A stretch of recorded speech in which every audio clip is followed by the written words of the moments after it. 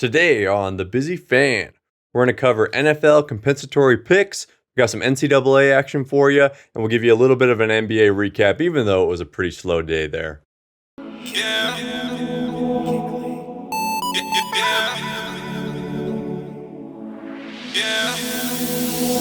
This is Rev Lila home, that's why I stayed down. I done came up off that boy, look what I made now.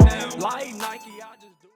So the NFL gives out these compensatory picks every year. Basically what happens is if a team gives up quality free agents or they have quality free agents leave and they don't get many free agents in return, the NFL can then give compensatory picks out. So there's 32 compensatory picks that the NFL can give out. That's a whole extra round in the NFL draft.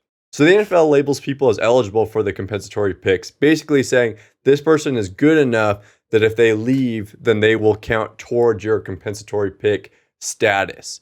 So what happens is if you have 4 free agents who are all good enough, they meet the salary expectations and everything, and they leave and go sign with somebody else, and you get 3 people back, you pick up 3 free agents, and they're good and everything, and they meet the same requirement, then you're eligible for 1 compensatory pick. Doesn't mean that you're going to get it for sure. There are only 32 options available, but the NFL can then come and give you another pick.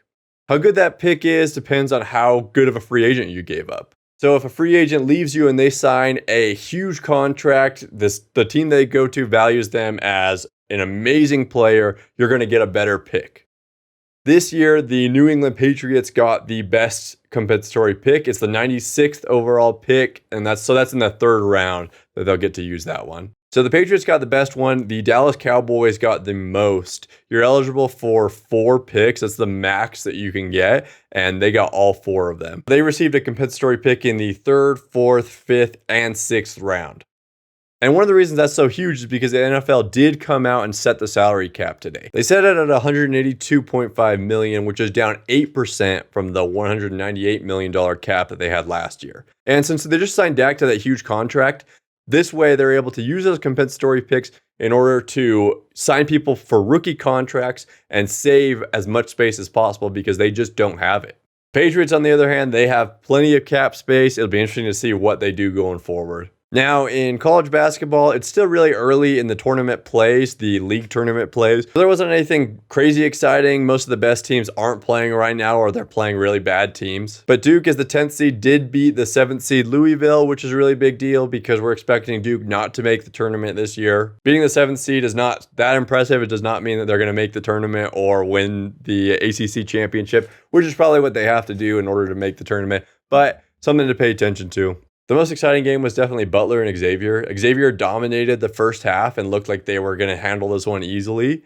And then Butler came back and made it a very tight game and actually went into overtime. And then in overtime, Butler was able to go ahead and win 70-69. In NBA news, the Grizzlies beat the Wizards 127-112, and the Mavericks beat the Spurs 115-104. So that's the news from today, but we're going to look forward to tomorrow and tell you what we're going to be watching. Tomorrow, I'm really interested in seeing NBA prospects play. That's my focus for tomorrow. The Big 12 tournament has a lot of NBA prospects, but most importantly, they have the #1 prospect, Cade Cunningham, playing for Oklahoma State. Oklahoma State takes on West Virginia tomorrow. Oklahoma State is 12th in the nation, and West Virginia is 10th in the nation. So that one will be super exciting.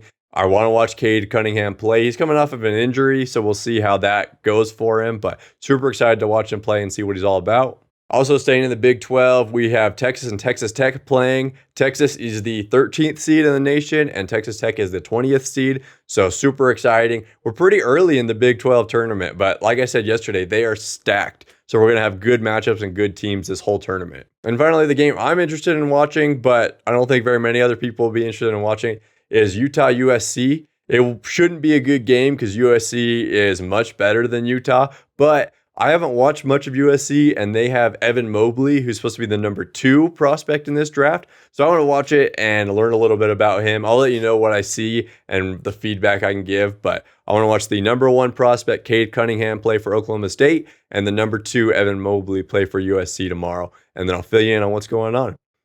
Thanks for being a busy fan.